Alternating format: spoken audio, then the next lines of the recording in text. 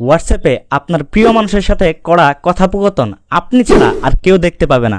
হোয়াটসঅ্যাপের এই সিক্রেট টিপসগুলো 99% মানুষই জানে না। তাই কিভাবে এটা করবেন সেটা শেখার জন্য এই ভিডিওটা পুরোটা আপনাকে না টেনে দেখতে হবে, কেননা একটা অপশন মিস করলে আপনি সেটা গুলিয়ে ফেলবেন। তাই কথা না বাড়িয়ে চলুন চলে যাই ফোনের স্ক্রিনে। তো প্রথমে আমরা আপনার হোয়াটসঅ্যাপে ঢুকে যাব।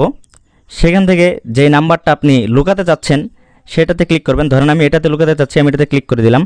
এরপর সেই নাম্বার অথবা সেভ করা নাম থাকলে সেখানে ক্লিক করে দিবেন। তারপর একটু নিচের দিকে যাবেন, এখানে দেখতে পাবেন চ্যাট লক নামের একটা অপশন আছে, সেটাতে ক্লিক করে দিবেন। এরপর পারমিশন দিয়ে দিবেন, ফিঙ্গারপ্রিন্ট অথবা লক দিয়ে দিবেন।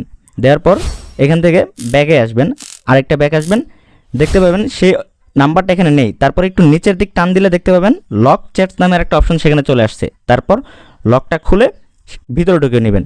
এখানে দেখতে পাবেন সেই নাম্বারটা এখানে চলে আসছে ওখান থেকে। তারপর তার পাশেই দেখতে পাবেন 3 ডট আছে, সেখানে ক্লিক করে দিবেন। সেখানে দেখতে পাবেন চ্যাট লক সেটিংস, সেখানে ক্লিক করবেন। তারপর নিচের দিক খেয়াল করবেন সিক্রেট কোড, সেটাতে ক্লিক করে দিয়ে এখানে আপনি একটা কোড বসাবেন।